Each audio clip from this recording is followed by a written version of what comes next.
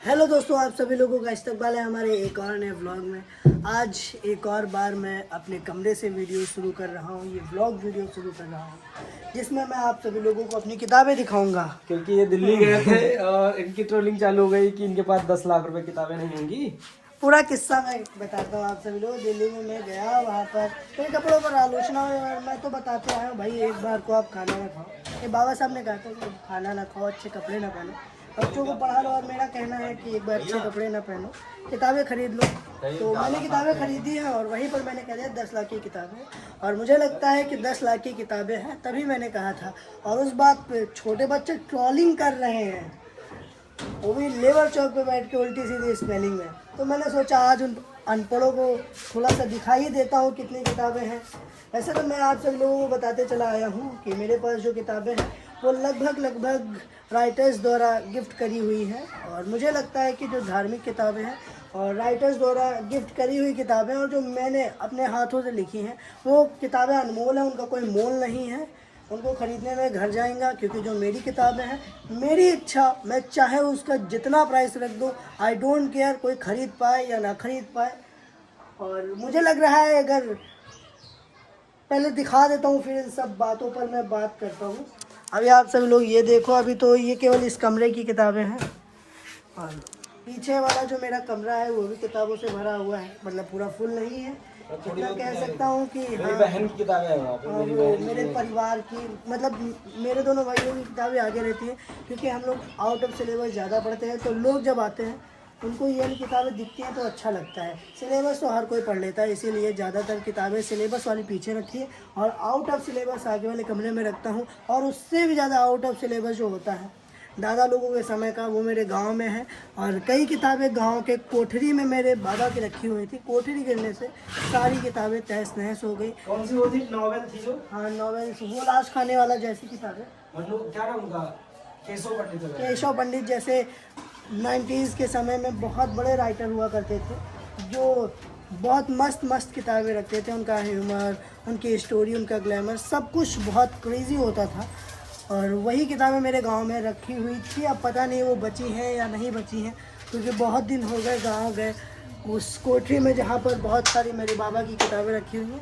तो ये रीज़न है। बाकी मैं आप सब लोगों को केवल यही किताबें दिखाऊंगा और प्राइस हम लोग गिनने की कोशिश करेंगे प्राइस कहाँ कि गिन पाएंगे कितने, यार, मतलब मैं बता दूंगा आप सभी लोगों को कि कितने कितने की है। तो आप पहले ये देखो, इधर ये पूरा बेड मेरा भर चुका है। मेन बात ये है, मैं वैसे इन अनपढ़ों को कुछ बताता नहीं, दिखाता नहीं, क्योंकि मुझे अनपढ़ों से कोई मतलब नहीं है। मैं बस एक कोशिश कर देता हूँ कि आप समझ जाओ। और ये दिखाने का मतलब है, ये किताबें दिखाने का मतलब फ्लेक्स करना नहीं है। पहली बात तो ये है, मेरे घर में बहुत ज़्यादा गंदगी हो गई थी, उसकी सफाई करनी थी। और उस वक्त मैं सीजेपी के प्रोटेस्ट में चला गया और वहाँ मैंने बोल दिया, तो लोग ट्रोलिंग कर रहे हैं, बच्चे ट्रोलिंग कर रहे हैं। वही मैं दिखाने आया हूँ आप सब लोगों को। फर्स्ट ऑफ ऑल मेरा मानना है, एक और बार मैं आप सभी लोगों को बता दे रहा हूँ, जैसे जो मेरी किताबें जल्दी पढ़िए कि नहीं। हाँ, बहुत सही किताब ये animal form, George Orwell. George, ये भी मंगाई हुई। ही हमारे बिहार से थे भाई। हाँ, ये बिहार में जन्मे हैं, जिस समय हमारे देश पर अंग्रेजों का कब्जा था, ये उस समय के जन्मे हैं और बिहार में जन्मे। जैसे दिलेर मेहंदी आप नाम सुनते होंगे, लोगों को लगता है वो पंजाबी है, लेकिन वो भी बिहारी है। तुनुक तुनुक दिन तुनुक तुनुक तुनुक तुनुक पुना पैक।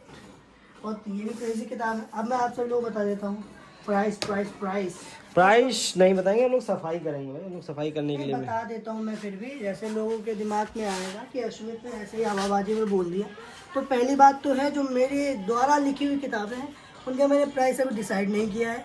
मेरी इच्छा होगी मैं 2 करोड़ रख दूंगा, क्योंकि मुझे कोई फर्क नहीं पड़ता अगर कोई खरीदे या ना खरीदे। अबे 200 रुपए किताब होगी तुम्हारी भाई, मेरा प्राइस।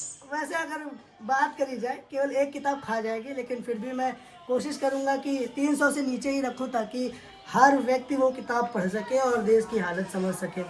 और राइटर्स द्वारा जो इसमें दी गई मुझे किताब है, जैसे ये जया राजपूत जी की किताब है कलयुगी नारीवाद, तो इसमें उनकी साइन है, इधर साइन दिस। तो ये है किताब। एंड मेरे पास एक गुलामगिरी है जिसमें मेरे दोस्त आप कह लो फैन ने साइन करके दी थी, और फैन की साइन करी और हुई आगिर किताब भाई तो की होगी, crazy और होती है। तो वो मैडम, वो जो मैम वो दिन था जहाँ स्कूल में तुमको। हाँ वो भी, वो जो ब्लॉक अध्यक्ष उन्होंने दी थी, वो भी बहुत अच्छी अच्छी किताबें हैं, बहुत महंगी महंगी किताबें हैं। और मेरा मानना तो यही है, अगर कोई आपको किताब दे रहा है तो वो अनमोल हो जाती है, उसका कोई प्राइस नहीं होता है।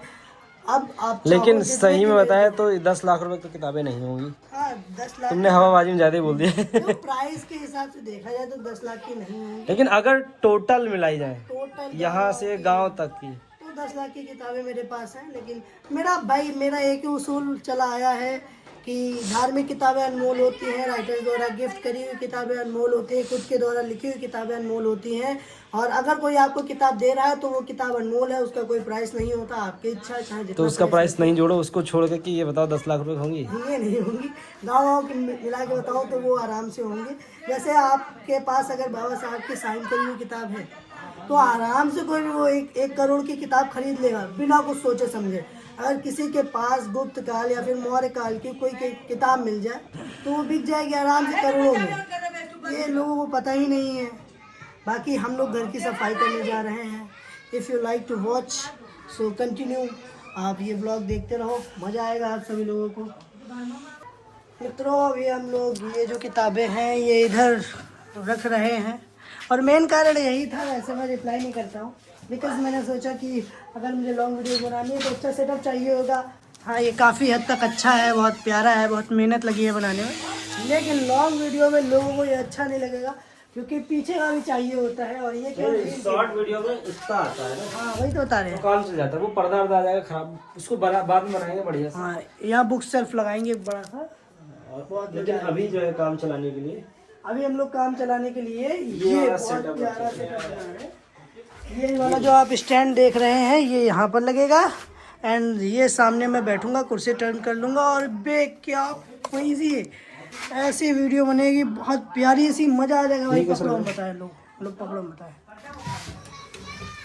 बस लाइटनिंग की कोई दिक्कत ना हो, लाइटिंग सही हो जाए क्योंकि हमारे घर में बिजली नहीं है, बिजली तो अब देखो ऐसे बैठ के ऐसे इस पे लग जाएगा एंड चेयर एंड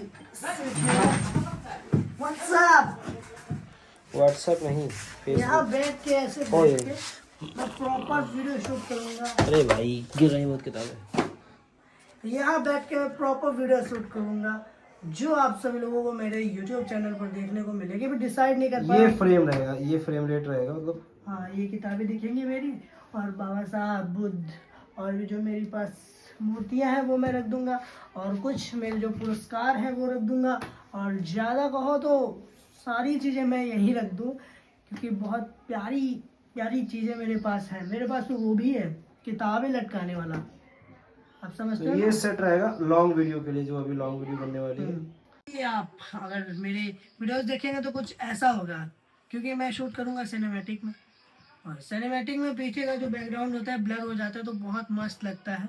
थोड़ी किताबें धुंधली दिखेंगी और लोगों का फोकस सीधा मेरे फेस पर होगा, वैसे बैकग्राउंड क्लियर दिखता है तो लोग किताबों पर ध्यान देने लगते हैं। मेरा मानना है किताबों पर ध्यान दो, लेकिन अभी मैं यहाँ पर मेन एक्टर हूँ, मेरी वीडियो का मैं हीरो हूँ, तो मेरी शक्ल पर लोगों का फोकस होना चाहिए। अगर पीछे की चीज़ें ब्लर हो जाएंगी, धुंधली दिखेंगी तो लोगों का ध्यान सीधा मेरी शक्ल पे जाएगा। एक चुटकी बजा के पूरी किताबें लगाते हैं पहले। ओके आप अभी एक ट्रांजिशन मज़ेदार सा फील करिए। तो दोस्तों आप सभी लोग मेरे पीछे देख रहे हैं, ये मेरा पूरा सेटअप बन चुका है। अभी यहाँ पर बहुत सारी चीज़ों की कमी है, जैसे जब मैं वीडियो शूट करूँगा तब ये वाला स्टैंड सामने हो जाएगा, और मुझे थोड़ी सी लाइट्स खरीदनी पड़ेंगी क्योंकि लॉन्ग वीडियो है और बहुत सारा बैकग्राउंड है तो वो चमकता रहना चाहिए, तो वो उसकी बहुत ज़्यादा ज़रूरत पड़ेगी तभी मैं वीडियो शूट कर पाऊँगा। और आप लोग बताइए ये पीछे किताबें कितने की होंगी? वैसे ये तो किताबें ज़्यादा महंगी नहीं है क्योंकि ये किताबें वो हैं जो मैं पढ़ चुका हूँ, और अनमोल ये नहीं है कभी बाहर लगाई है कि किताब अनमोल होती है। बैकग्राउंड आपको कैसा लगा, और वीडियो हम लोग जल्द ही शूट करेंगे और पूरा होने कुछ ऐसा वाला है कि ये वाला स्टैंड ऐसे सामने खड़ा हो जाएगा, तो पूरा लंबा सा एक तवा, मैं यहाँ बैठ जाऊँगा, इधर मेरा गोप्रो या फिर मेरा 17 फीट हो जाएगा, और फिर देन आई शूट वीडियो। अभी तो मेरे पास लाइट्स नहीं है, और सनलाइट का जितना हो सकेगा, जो नेचर हमें ऊर्जा और रोशनी प्रदान करती है, उसका इस्तेमाल करके हम यहाँ पर यूज़ कर ले। लेकिन मुझे लग रहा है कि मुझे लाइट्स खरीदनी पड़ेंगी। हाँ भाई, हाँ हाँ, ये लो बात करो। हेलो। हाँ भाई। दोस्तों अभी मेरा पूरा सेटअप बन चुका है, और आप सभी लोगों को जल्द ही वीडियो मेरे यूट्यूब चैनल पर देखने को मिलेगी। हो सकता है 1-2 महीने लग जाए, क्योंकि बहुत अच्छी वीडियो है, बहुत बड़ी है, बहुत साल से प्रिपरेशन चल रही है। एक बार मैंने पूरी वीडियो शूट कर ली थी, लेकिन उस समय ना मेरे पास ज़्यादा इक्विपमेंट्स थे। हाँ, मेरे पास कैमरा और माइक थी, लेकिन एडिट करने के लिए एक अच्छा फ़ोन नहीं था और लैपटॉप नहीं था, इसीलिए वो वीडियो मैंने डिलीट कर दी थी। एंड आज से 1 महीने बाद शायद मैं वीडियो शूट करूं। सती प्रथा को लेकर वो वीडियो होने वाली है। स्क्रिप्ट मेरी पूरी लिख चुकी है, मुझे पता भी है क्या क्या कहाँ कहाँ पर बोलना है। बस अब मेरे कुछ इक्विपमेंट्स हैं, लाइट वगैरह आ जाए तब मैं पूरा सेटअप बनाता हूँ, वीडियो शूट करता हूँ और एडिट करके अपनी यूट्यूब पर अपलोड करता हूँ।